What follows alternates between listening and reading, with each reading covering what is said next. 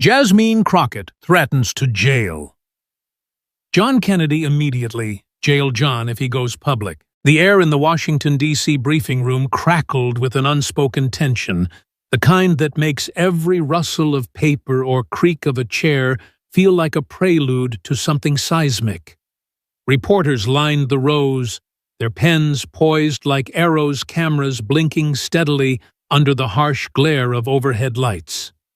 The room wasn't packed to the brim, but the weight of anticipation made it feel as though the walls were inching closer with every passing second.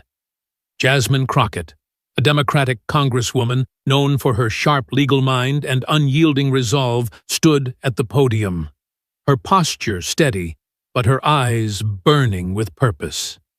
She adjusted the microphone, her navy blazer catching the light, and leaned forward slightly, her voice cutting through the hum of whispered side conversations. "I'm here to address recent remarks made by Senator John Kennedy." She began, her tone measured but firm, each word landing like a deliberate step on a tightrope. "His reckless criticism of my election reform bill, which seeks to protect every citizen's right to vote, has crossed a line. I'm calling for an investigation into his statements for inciting division. And frankly, he should face consequences, potentially even jail time, for undermining democratic processes." The room froze. A reporter in the front row dropped his pen, the clatter echoing in the stunned silence. Another blinked rapidly, as if trying to process whether she'd heard correctly. Jasmine Crockett, a sitting congresswoman, had just publicly suggested jailing a U.S. senator from Louisiana, a Republican known for his folksy demeanor and sharp-witted Senate floor speeches.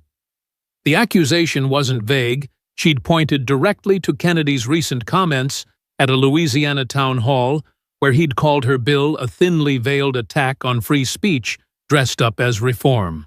He'd warned that it could criminalize dissent by empowering federal oversight of local elections in ways that felt to him like overreach.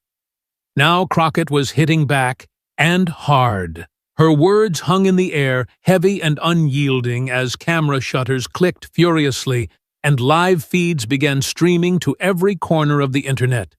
Within minutes, the clip was everywhere. On social media, snippets of Crockett's statement ricocheted across platforms X, YouTube, TikTok, with headlines screaming in bold, "Crockett calls for senator's arrest," and "Congresswoman threatens jail over election bill clash." The thumbnail images showed her mid-sentence, face stern with red banners amplifying the drama. In Baton Rouge, a diner flipped the TV to a news channel looping the clip, and patrons paused over their coffee to watch. A college student in New Orleans tapped her phone, sharing the video with a caption, "This is wild. Is this even legal?" Across the country, in a small coffee shop in Boise, Idaho, a barista named Tara propped her tablet against the register, replaying the moment while customers leaned in murmuring. The story wasn't just news, it was a spark, and the kindling was already dry. Back in the briefing room, a reporter from a national outlet raised a trembling hand. "Congresswoman, are you saying you'll push the Department of Justice to act against Senator Kennedy?" Crockett didn't flinch. "I'm saying his words have consequences," she replied, her voice cool but unwavering.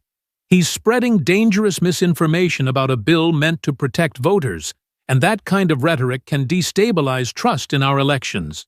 We're exploring all options to ensure accountability."